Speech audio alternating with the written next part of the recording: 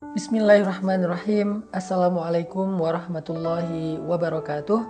Alhamdulillah wassalatu wassalamu ala rasulillah wa ala alihi wa sahbihi wa mawalah. Teman-teman sekalian, ahlan wa sahlan bikum. Selamat datang teman-teman di dalam program saya Ramadan kali ini dengan tema Beningkan dari Hati. Nah, Beningkan dari Hati ini adalah sebuah tema dari program Ramadan Series yang saya udah share di dalam akun IG saya setiap hari, dan nanti beberapa tema dari yang saya share di IG itu akan kita bahas juga secara lebih dalam dan lebih panjang di akun YouTube. Nah, hari ini untuk tema pertama dari 8 tema yang akan saya share di YouTube dalam kajian Beningkan dari Hati, saya akan bahas tentang sholat. Karena Ramadan itu salah satu di antara ibadah yang dilatih itu adalah sholat. Selain puasa, sejak imsak sampai maghrib, bulan Ramadan kita juga sangat akrab dengan yang namanya tarawih. Di mana kita belajar melakukan ibadah sunnah setelah sholat Isya dengan jumlah rakaat yang lebih banyak dari biasanya. Biasanya kita ba'diyah Isya itu hanya 2 rakaat saja. Sekarang selain ba'diyah Isya 2 rakaat ditambah lagi dengan tarawih, ada yang melakukannya total dengan witir 11 rakaat, ada yang melakukannya sampai 23 rakaat. Intinya lebih banyak daripada malam-malam biasanya. Sehingga kita perlu membahas hikmah di balik sholat ini dan apa hubungannya antara sholat dengan tazkiyatun nafs, membersihkan jiwa dan membeningkan hati kita. Teman-teman yang dirahmati Allah Subhanahu wa taala, suatu ketika saat Nabi sedang lelah, sedang capek, sedang banyak kerjaan, sedang sibuk, Nabi SAW memanggil Bilal bin Rabah, muazzinnya Rasulullah SAW. Nabi berkata kepada Bilal, "Ya Bilal, arihna bis sholah." Wahai Bilal, istirahatkan kami dengan sholat.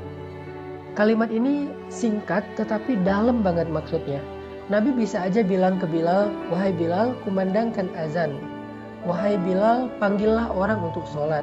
Atau dengan bahasa-bahasa yang lain yang juga jelas bahwa Nabi menyuruh Bilal untuk mengumandangkan azan. Kenapa Nabi memakai bahasa arihna, istirahatkan kami dengan sholat? Ternyata buat seorang Rasulullah SAW dan para sahabat, sholat itu bukan beban. Sholat itu bukan sebuah pekerjaan. Sholat itu bukan sekedar gerakan. Tetapi sholat itu adalah rohah, rehat, istirahat. Nah, pertanyaannya, kita bisa nggak kayak gitu? Kita bisa nggak sholat itu berasa lagi break? Sholat itu berasa lagi santai? Sholat itu rasanya senyaman nongkrong, senyaman main game, senyaman nonton TV, senyaman nge-HP gitu. Bisa nggak sholat menjadi rehat bagi kita? Itulah kenapa di dalam bulan Ramadan kita disyariatkan untuk melakukan satu jenis ibadah sholat yang disebut dengan sholat istirahat, yaitu sholat tarawih. Sehingga dalam bahasa Indonesia, tarawih itu artinya istirahat. Di bulan Ramadan kita sedang dilatih gimana menjadikan sholat sebagai istirahat seperti yang Nabi lakukan bersama dengan para sahabat. Arihna bis sholah wahai Bilal. Wahai Bilal, istirahatkan kami dengan sholat. Karena banyak dari kita pulang tarawih itu istirahat. Padahal tarawih itu sendiri adalah sebuah istirahat.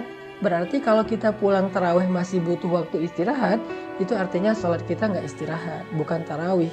Apalagi yang pulang tarawih itu berkeringat sampai basah bajunya, berarti dia bukan lagi sholat istirahat, bukan lagi sholat tarawih, tetapi dia lagi treadmill mungkin, atau lagi olahraga mungkin, atau lagi sempatkan berkeringat mungkin, bukan lagi tarawih. Nah, sekarang kita pengen belajar gimana caranya sholatuna hiya rohah, sholat kita menjadi istirahat bagi kita seperti Nabi dan para sahabat. Apa rahasianya biar sholat kita bisa menjadi rohatun nafs, rehat bagi jiwa? Pernah nggak jiwa kita ngerasa lelah, maka istirahatnya dengan sholat? Pernah nggak perasaan kita merasa capek, merasakan sedih, capek karena kecewa, capek karena baper, capek karena bete, capek karena bosan? Butuh istirahat kan jiwa kita atau perasaan kita? Harusnya istirahat jiwa itu adalah sholat. Karena ketika Nabi dalam keadaan capek, dihina, dimusuhi, ditentang, diperangi oleh orang-orang kafir Quraisy, Nabi pulang ke rumah pengen tidur karena Nabi pikir tidur itu bisa jadi healing, makanya Nabi tidur di rumahnya. Ketika Nabi sedang tidur, Allah bangunin. Ya ayyuhal muzammil, wahai orang yang sedang berselimut, yang lagi tidur, kum, bangunlah. Illa qalila, qumil laila illa qalila. Bangunlah di malam hari walaupun sebentar. Kenapa? Karena ternyata tidur itu nggak jadi rehat jiwa, dia hanyalah rehat fisik. Jiwa kita tidak akan rehat kecuali dengan ibadah, terutama sholat kepada Allah Subhanahu wa Ta'ala. Jadi buat teman-teman yang pernah ngerasain atau bahkan mungkin sering, saya juga ngerasain ya, capek perasaannya, capek hatinya, capek pikirannya, sampai nggak bisa tidur, insomnia, overthinking, segala macam. Ternyata rehat bagi pikiran kita, rehat bagi jiwa, hati, dan perasaan kita itu adalah sholat. Dan menjadikan sholat sebagai rehat jiwa itu dilatih dengan sholatut tarawih sepanjang bulan Ramadan. Sekarang kita pengen tahu apa rahasia agar sholat kita menjadi rehat. Nanti kita latih di bulan Ramadan. Apa rahasianya? Kata para ulama, rahasia dari rehatnya jiwa dan hati saat sholat itu adalah al-khusyu', memiliki kekhusyuan. Nabi SAW bersabda, awwalu ilmin yurfa'u minal ardi al-khusyu'. Ilmu pertama yang diangkat oleh Allah dari muka bumi adalah ilmu khusyuk. Artinya Islam itu punya banyak sekali cabang-cabang ilmu dalam ibadah, dalam muamalah, dalam syariah, dalam banyak hal. Nah, dari sekian banyak syariat dan ilmu-ilmu penting dalam Islam itu, yang pertama kali diangkat dari bumi, dari manusia adalah ilmu tentang khusyuk, kata Nabi. Hadis riwayat Tabrani dengan derajat hasan. Ini artinya bahwa khusyuk adalah menjadi hal yang sangat langka.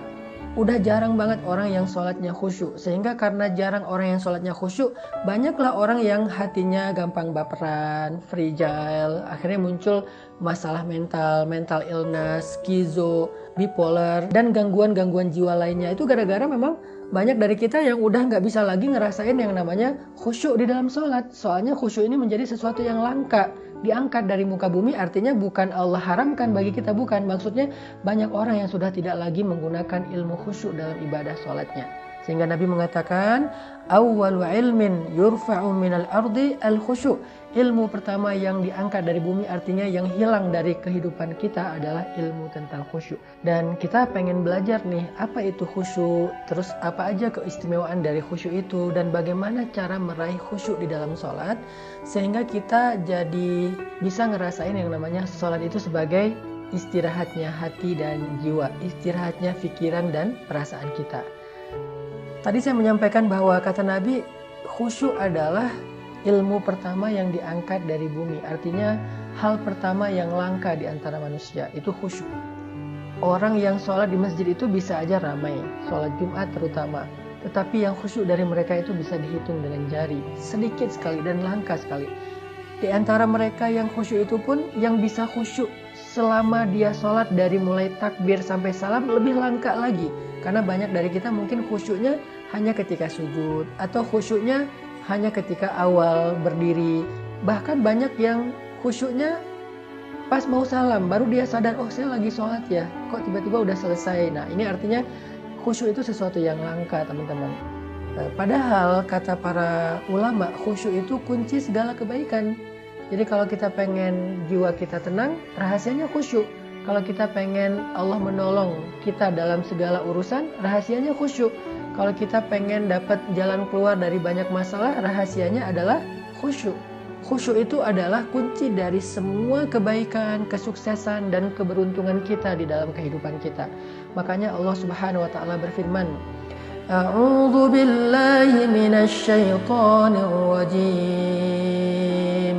Bismillahirrahmanirrahim. Qad aflahal mu'minun. Qad aflahal mu'minun alladzina hum fi salatihim khashi'un. Sungguh beruntung orang yang beriman.